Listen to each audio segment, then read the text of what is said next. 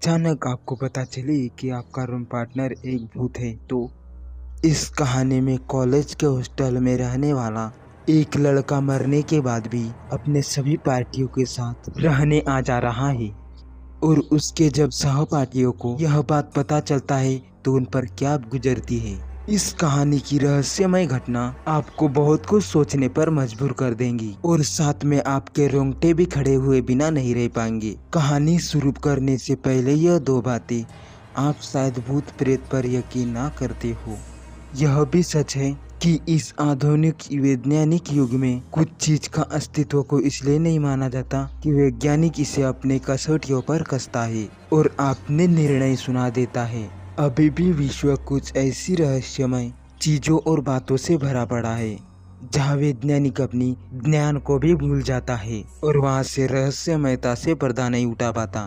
खैर, हम तो बस इतना ही जानते हैं कि अगर ईश्वर और भगवान का अस्तित्व है तो फिर भूत प्रेत का क्यों नहीं। खैर, आप रहस्यमयता, भूत प्रेत की दुनिया एवं उनकी कारनामों की सुने भूत प्रेत की कहानियाँ। कहानी शुरू करने से पहले मैं आपको बता दूं कि यह कहानी कोई मनगढ़ंत नहीं है और काल्पनिक नहीं है। यह कहानी मैंने अपने मुख से कई लोगों को सुना रखी है और बताने वालों का कहना था कि यह कहानी पूरी तरह से सही है। मैंने सिर्फ इतना किया है कि कहानी को सुनकर उसे शब्दों में बयां किया है ताकि आप सब भी इसका आनंद उठा सके। कहानी सुनकर आप ही बताइए कि यह वास्तव में ऐसा होता है या ये काल्पनिक घटना है। वैसे भी यह संसार रहस्य से भरा पड़ा है। जीवन में, समाज में और दुनिया में कुछ ऐसी घटना घट जाती है जो सत्य होकर भी असत्य लगती है, पर जिसने खुद देखा हो और महसूस किया हो उसके बाद तो उसे फिर किसी प्रमाण की आवश्यकता नहीं होती।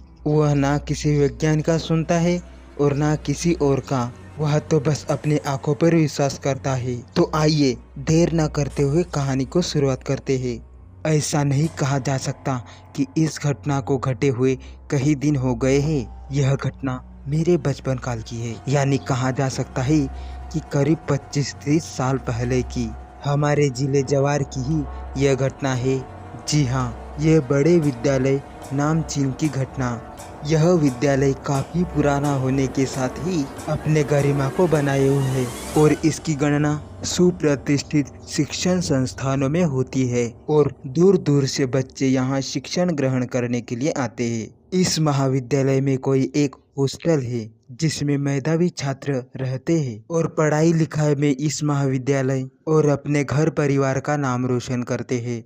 एक बार की बात है कि एक ओजस्वी नाम का लड़का हॉस्टल में रहकर पढ़ाई करता था। वह बहुत ही मेधावी और मिलनसार लड़का था। हॉस्टल में उसके साथ रहने वाले कुछ अन्य बच्चे उसे दुबे भाई कहते रहते थे। दुबे जी अन्य बच्चों की पढ़ाई लिखाई में मदद करने के साथ साथ अन्य कामों में भी मदद किया करते थे। हॉस्टल में उसका बहुत ही मान सम्मान था। अपने सहपाठियों के साथ ही वे अध्यापकों के भी चाहते थे। उन्हें अपने कॉलेज से बहुत ही लगाव था। उन्हें सुबह या शाम के समय कॉलेज में अपने साथियों के साथ घूमते हुए अक्सर देखा जा सकता था, क्योंकि वह हर बात को टालने के साथ कभी कभी दिन भर भी गायब रहते थे।